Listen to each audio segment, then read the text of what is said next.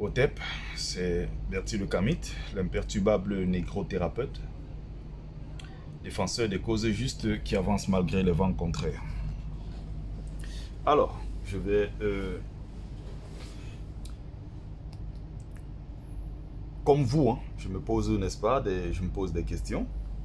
J'aimerais notamment insister sur le cas des Camerounais qui ont encore, n'est-ce pas, qui sont encore Camerounais, ou du moins, si vous voulez, les Camerounais d'origine qui ont d'autres nationalités et qui sont, bon, ou bien qui se disent panafricains, panafricanistes, tout ce que vous voulez. J'aimerais insister ici sur le cas d'une brillante dame, très brillante, Nathalie Yamb, qui s'inquiète quand c'est la Côte d'Ivoire, qui s'inquiète quand c'est le Sénégal, quand c'est le Mali, toute l'Afrique, quand c'est en Centrafrique, quand c'est partout. Elle s'est crier sa colère sur la Côte d'Ivoire. Elle s'est s'acharner sur Alassane Ouattara. Elle s'est s'acharner quand il s'agit d'autres pays d'Afrique.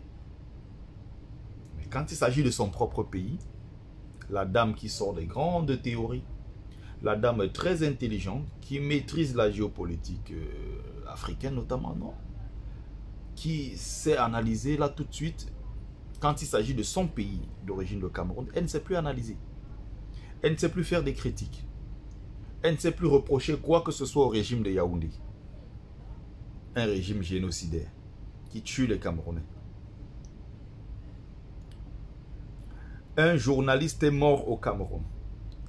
Assassiné, violemment, sodomisé.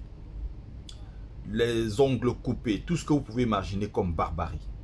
Des images horribles. Nathalie Yamb, jusqu'ici, n'a rien dit. Elle ne se sent pas concernée. Elle a ses entrées au Cameroun. Elle va courir, aller prendre le Pan African Awards, faire des vidéos, faire croire aux gens que voilà. Et quand il s'agit de son propre pays, le Cameroun, elle ne dit plus rien. C'est comme les gens qui sont assis à Afrique Média, les Bandankani, les Bertrand Tatinda et autres. Paul Biya, c'est le meilleur. Le problème, c'est qui? C'est Alassane Ouattara. Tous les jours, il s'acharne sur Alassane Ouattara. Alassane Ouattara a fait ci, Ouattara a fait ça. Mais Alassane Ouattara, quand même, arrive à travailler pour la Côte d'Ivoire. J'étais plutôt pro-Gbagbo. J'ai même détesté Ouattara à un moment. Mais Alassane Ouattara arrive à faire, il a pu faire en 10 ans, 11 ans en Côte d'Ivoire, ce que Biya n'a pas fait en 40 ans. Mais c'est sur Alassane Ouattara que ces panafricanistes-là s'acharnent tous les jours. Afrique Média se lève le matin, Ouattara a fait ceci. Mais Biya qui est à côté, le génocidaire, qui est là depuis 41 ans, qui a 90 ans, qui ne sait plus où il se trouve, lui, on tente de le faire passer pour un panafricaniste, sans qu'il n'y ait un seul acte panafricaniste qu'on puisse mettre à son compte, en tant que chef d'État depuis 41 ans.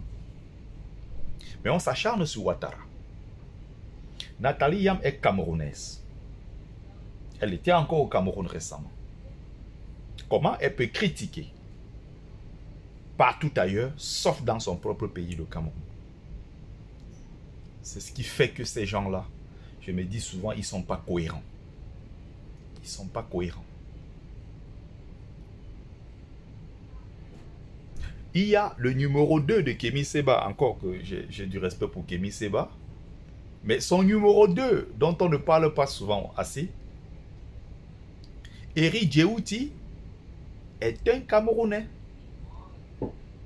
Eri Djewouti, numéro 2, j'insiste là-dessus, de Kémy Séba, est Camerounais. Allez vérifier s'il a déjà dit un seul mot sur tout ce qui se passe au Cameroun, comme massacre, génocide, tout ce qui se passe au Cameroun.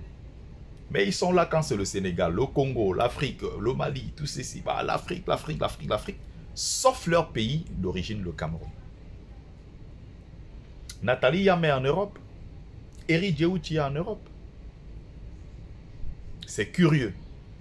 Ça fait 5 ans que nous nous battons dans les rues contre le régime de Paul Biya. Nous manifestons. Nous faisons des opérations coup de poing. Depuis 5 ans. Eri Djewouti, Nathalie Yamb, personne de ces gens n'est jamais venu à une manifestation ou à une réunion concernant la lutte camerounaise en diaspora. Ne serait-ce que pour dire, les frères, courage, on est ensemble. Jamais.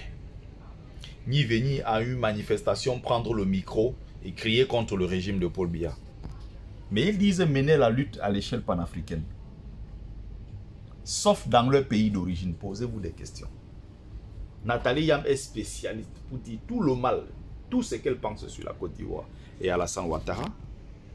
Elle est spécialisée dans les leçons de géostratégie, je ne sais pas quoi, pour tous les pays d'Afrique, sauf son propre pays d'origine, le Cameroun. Elle ne veut pas perdre ses intérêts avec le Cameroun. Elle y va quand elle veut. Le régime en place, elle évite. Elle crie sa colère sur d'autres pays. Voilà ce qu'on appelle les panafricanistes. Voilà. Eri Djewuti, c'est pareil. Posez-vous des questions. Voilà un journaliste assassiné violemment au Cameroun. Un crime horrible, odieux. Violé, les mains coupées, la langue coupée, on a mutilé le corps. Partout, on est en train de parler de cette... Toute la presse européenne, le journal Le Monde, RFI, TVC Monde, le Figaro, tous ces journaux-là, au Cameroun, partout, même en Côte d'Ivoire, un peu partout en Afrique, on a dénoncé ça. Les autres là ne se prononcent pas.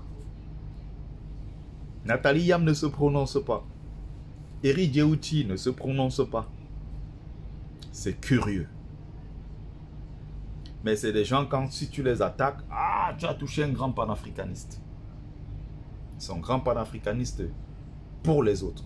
Leur propre pays d'origine, silence radio sur tous les crimes du régime de Paul Biya. Ils savent s'acharner sur les autres. Allez écouter les Bandankani.